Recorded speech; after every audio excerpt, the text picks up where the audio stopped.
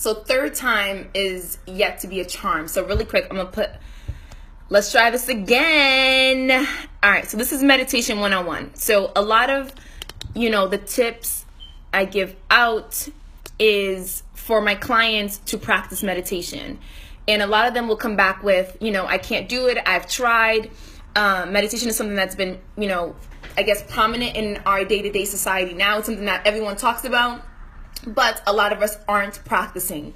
So this is Love's version of Meditation 101. In no shape or form am I an expert. I am still learning and growing.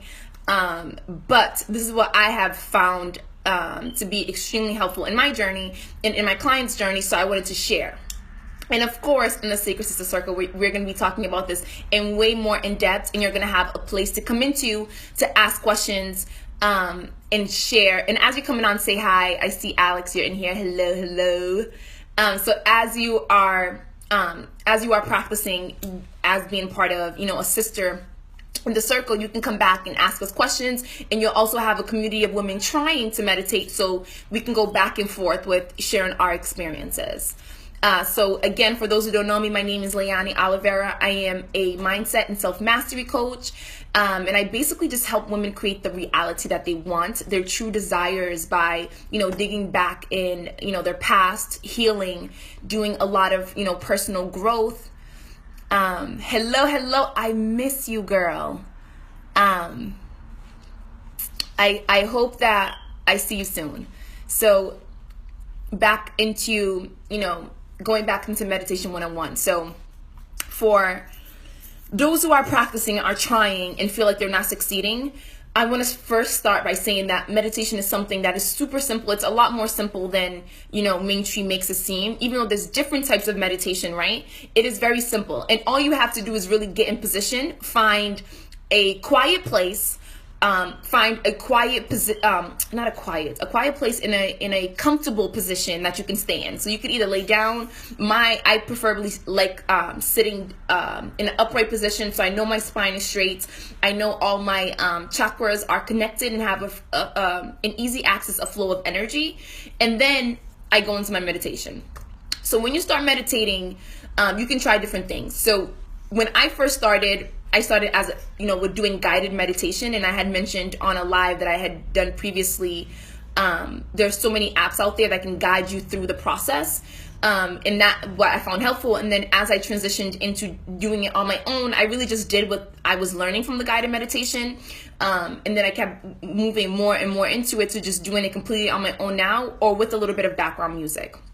So when you're first starting out, you're going to find it very hard to concentrate. So a lot of my clients will come back and say, I tried it for 5 minutes. I tried it for 10 minutes. But there's no way I could get past that. Even the 10 minutes, I was stretching it and I was completely distracted. So I felt like it wasn't working. So one, meditation will work as long as you are coming back into focus and you're coming back into your breath. So one, as you find your quiet place and you find a comfortable position to be in, you need to find something to focus on. So one is scanning your body, so you can focus on your physical body, or two, you can focus on your breath. So I do it interchangeably. I start by focusing on my breath, or sometimes I change into just scanning my body, feeling the pressures, where is it tight? Where is it relaxed? Where do I feel pain? Where does it feel uncomfortable? And something really good about scanning your body is emotions are tied into physical parts of your body. So it's just good to feel, what are you struggling with at the moment?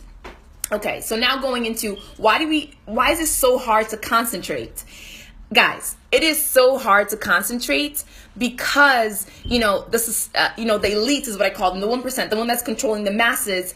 They want us to feel, they want us to be distracted. So a lot of what we do on a daily day, or what the masses do on a daily day, is be distracted and training our brains to not focus, because they know there is power in focusing. So they work day and night very hard to teach you not to focus, and how to, unconsciously, you're programming your brain not to focus. In a simple way I can give an explanation is all of our apps now is very instant gratification by just clicking. That's what we do all day. We are constantly just I don't want to focus. Next. Brain, don't focus. I want to teach you not to focus.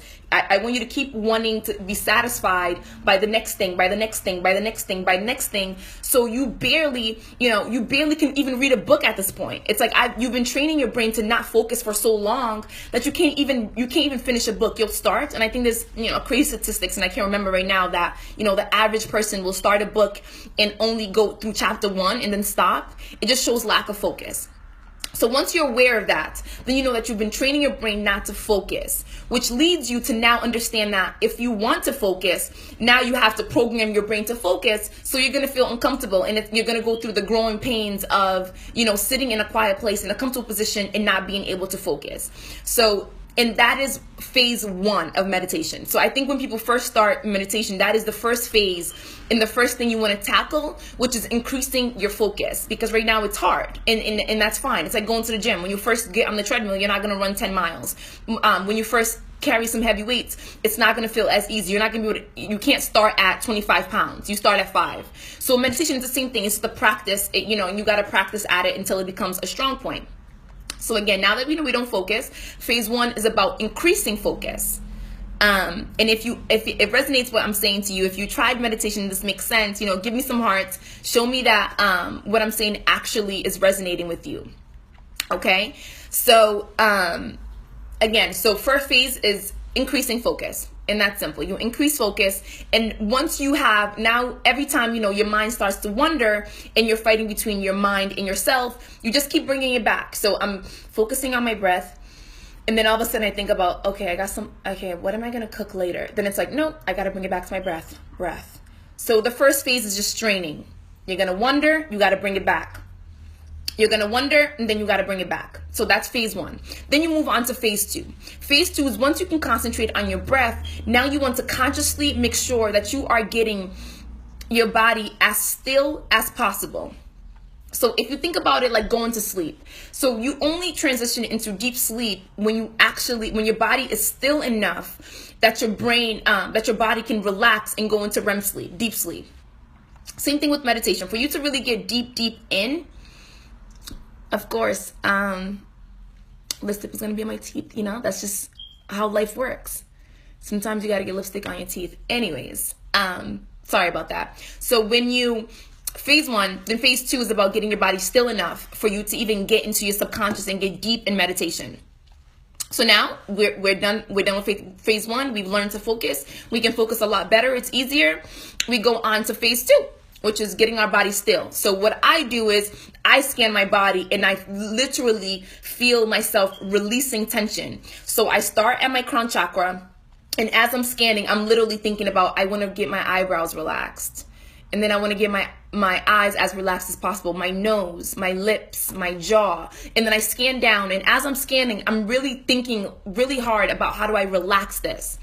So again, meditation is about becoming still and, getting your mind at the most stillest place you can, but you have to realize that you've never done that before. You're not going to get into right away. It's a practice. So phase 1, focus. You're going to increase your focus. Then 2, you're going to get stillness. Get your physical body as still as possible. Once you can master these 2, that's when you get into meditation. And in that meditation is when you have reached the galaxy of who you are. So in that stillness of focus on your breath and your body of stillness, you find, that part of, that inner peace that is you. So you have finally arrived home.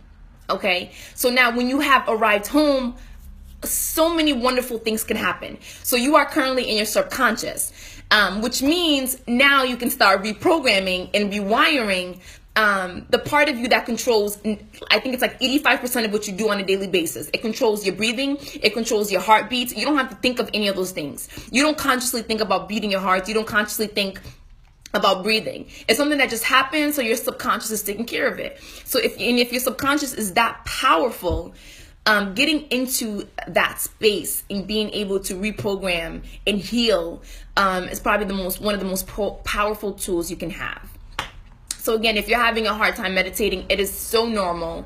And never feel like you're not meditating the right way, because every single time you get into meditation, you have grown. You just, it's kind of like the growth process. If I seen a young girl, right? And at 1 year old, and I seen her every day, I don't really see the growth happening. I'm just like, okay, she just looks the same.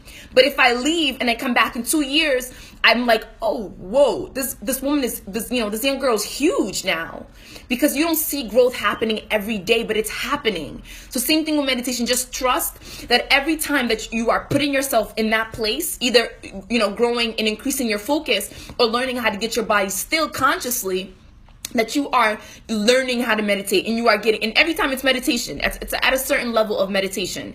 However, we want to get into that deep state, but in the meanwhile, you are still meditating by learning phase 1, phase 2, until you get into phase 3. And then I had said in my previous one, I'm going to talk about hypnosis, but I know I've been on here for a while. I know our attention span is not the longest, so I never want my lives to be too long. But what I will say is, for me, now that I'm practicing self-hypnosis, what I'm noticing is, because I've been doing meditation for a while now, and I can get into that deep state, I'm able to create different scenarios in my mind and go back and actually really change certain places where I learned a belief from, or certain places that I still hold pain and attachment to. I can literally be in meditation, go into that place again, because again, our memories that we have currently don't exist. They only exist to appear. So if I can go back in here and rewire and change that instance, my body automatically starts believing it. Your brain doesn't know the difference between what is in front of you or what you're thinking about. So when you learn to meditate, you start unlocking your subconscious brain. You learn how to go in there and really change yourself, really change things that don't serve you, ideas that aren't yours, that were put and imprinted on you. It helps you heal from, bad shit that we've been through. It helps you really go back there and unlock who you really are, and really unleash. And for the women, unleash your divine femininity, unleash who you really are, like outside of the bullshit, outside of your parents, outside of society, all the shit that they've told you are. You start unleashing who you really are and who you were meant to be in this world. But first, we got to go through the growing pains. So we got to learn how to focus, because we've been learning we've been teaching our brains how to not focus. And then we have to go into stillness. We got to teach our body how to be still. Again, we are programming ourselves not to be still. A lot of us are busy, not doing anything that is important or bringing us forward, but we just have to be busy. Because again, society, the elites, the ones that are controlling the masses, want us to be go, because they know there is power in the combination of stillness and focus. And that is meditation 101 with Lo. If you have any questions, of course, feel free to ask me any questions.